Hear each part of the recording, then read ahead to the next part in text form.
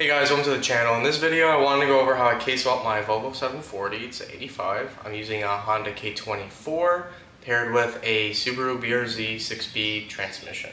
I'm using a couple different parts, including ones I made myself, ones I had companies had to make, and then also some that I had to buy that are like K24 aftermarket parts, like from PQY or Care Top Tuning or stuff like that.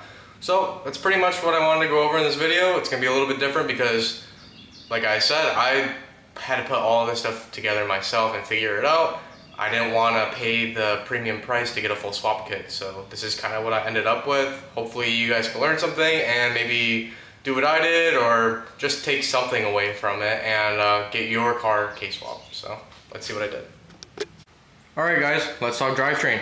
So to K-swap a vehicle, you need an engine. So I'll give you a pointer. The USDM K24A2 and A4 have the same block pattern, and then the Accord and TSX K24As have the same block pattern. So you only need to buy or make one set of mounts if you use those variants.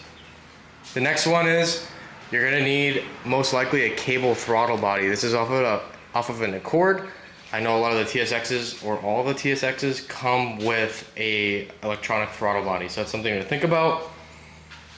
You don't really need an alternator relocate kit if you're gonna run like all the factory stuff. I just like this because it deletes the power steering pump and it relocates the alternator, so it's a lot more clean.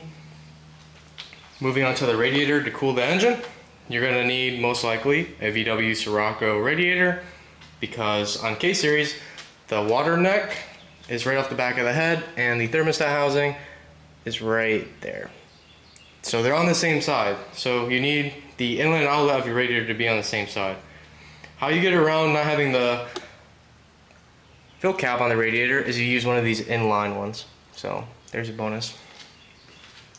Moving on to the mounts, you either need some swap parts or you need to make your own mounts. I had my good friend Clint, he CNC'd these plates that he designed, and then I basically did a motor plate setup with a bushing to attach it to my frame.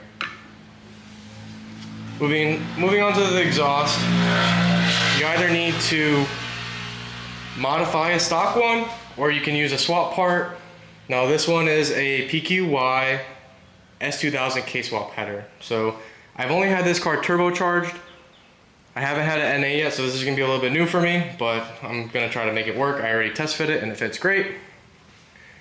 And then depending on what transmission you use, you need to get a trans adapter kit and you need to get a clutch and flywheel. So depending on what transmission you use, you need to get that applicable trans adapter kit.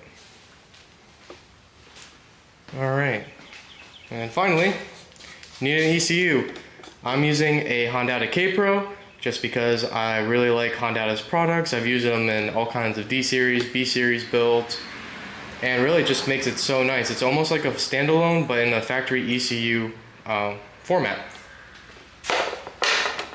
And then we're gonna go over to the car side of it now. For the mounts you make, you need to either do like a frame motor plate setup or you need to make something to go off your subframe. It was just easier for me to do the frame side of it instead of doing the subframe mounts because the K-Series sits so far in this car with the Subaru transmission. Alright, and then moving on to the harness. You need some sort of engine harness. You can either make a factory one work, or I decided to use just like a cheap China PQY like tuck harness. What's cool about this is they're really inexpensive, they're pretty decent, I haven't had any issues with it, and you only have to rewire, I believe, 4 power wires and 2 grounds. You basically just got to send coil power and ECU power and then main grounds, and then you're all set. And what's cool is it pretty much is like a really like streamlined setup, so you don't have a bunch of extra wires everywhere. Alright, there's the transmission, that's how it sits in. And then obviously with making engine mounts, you'd also have to make your transmission mount. I don't know if you guys can see it back in there, but I just made mine on some 3/8 mild steel, and it's just solid mounted to the frame. So this car, it vibrates a lot. K24s, they make a lot of vibration, but that's just It's not bad for a drift car. Drift cars, it doesn't really matter too much. It's pretty free. They're pretty forgiving with it. All right, and so that's pretty much it for the drivetrain side of it. I'm gonna kind of show you guys how I fit it in.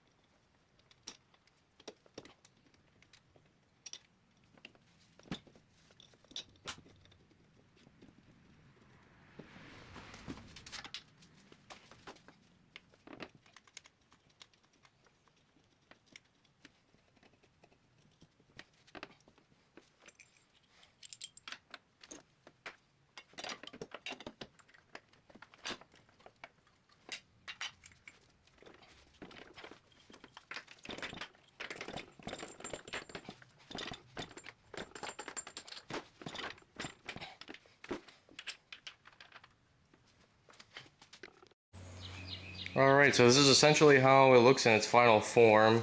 Obviously still have to button it up, but gotta make some radiator mounts for your new radiator.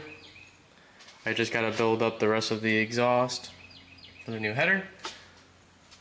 And I'll probably save that for another video, as I'm going to be moving back to Colorado at the end of the month, so not going to be able to get the fuel cell done or just like finish buttoning up.